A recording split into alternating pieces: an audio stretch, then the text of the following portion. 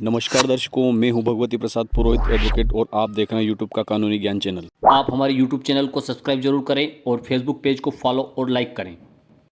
दर्शकों, आज के वीडियो में आपको मिलने वाली है ज्ञानवर्धक और इंटरेस्टिंग जानकारी। तो आज के वीडियो को बिल्कुल स्किप नहीं कीजिएगा। यदि आपने वीडियो को स्किप किया तो आपको कुछ भी समझ में आने वाला नहीं है, तो आप वीडियो को आखिरी तक देखिएगा। तो आइए वीडियो को शुरू कर लेते हैं।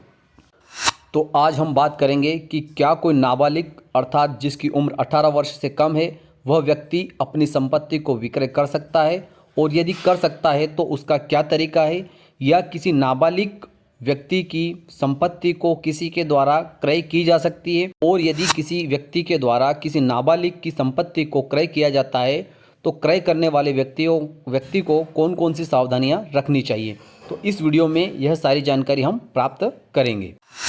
तो देखिए दर्शकों, अवयस्क अर्थात नाबालिग अपनी संपत्ति का विक्रय कर सकता है, लेकिन कुछ परिस्थितियां रहती है उनमें ही नाबालिग अपनी संपत्ति का विक्रय कर सकता है, अन्यथा वह अपनी संपत्ति का विक्रय नहीं कर सकता है। अवयस्क अर्थात नाबालिग को अपनी संपत्ति विक्रय करने के लिए न्यायालय से अनुमति लेनी पड़ती है।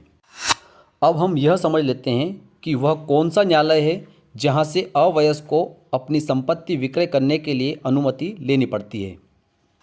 देखिए, अवयस्क अर्थात नाबालिग को अपनी संपत्ति विक्रय करने से पूर्व जिला न्यायालय से अनुमति लेनी आवश्यक रहती है।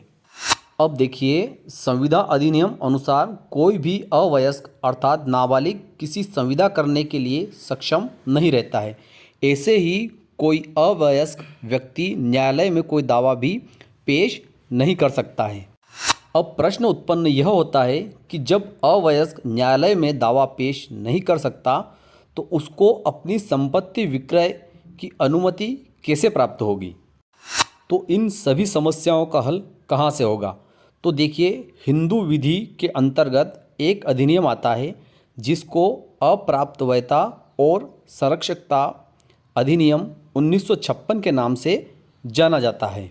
देखिए, अप्राप्तवयता और संरक्षकता अधिनियम 1956 की धारा 8 अनुसार अवयस्क के पिता या उसकी माता या उसका हित संरक्षक जो रहता है उसके द्वारा न्यायालय में अवयस्क की संपत्ति को विक्रय किए जाने हेतु अनुमति प्राप्त करने के लिए आवेदन पत्र प्रस्तुत किया जा सकता है। जब न्यायालय में अवयस्क की ओर से कोई आवेदन पत्र प्रस्तुत होता है तो न्यायालय के द्वारा सर्वसाधारण को सूचना जारी की जाती है, जो कि पेपर के माध्यम से अर्थात अखबार के माध्यम से हो सकती है।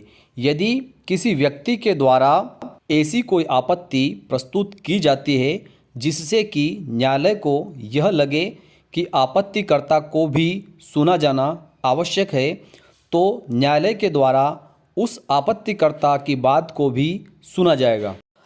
अब यह देखिए, न्यायालय आवेदन पत्र प्रस्तुत होने के बाद में यह विचार करता है तथा आपत्तिकर्ता की सुनवाई के बाद में यह विचार करता है कि क्या वास्तव में अवयस्क को उसकी संपत्ति विक्रय करने की अति आवश्यकता है, और यदि अवयस्क की संपत्ति का विक्रय नहीं किया जाता है तो क्या अवयस्क का भविष्य अंधकारमय हो जाएगा।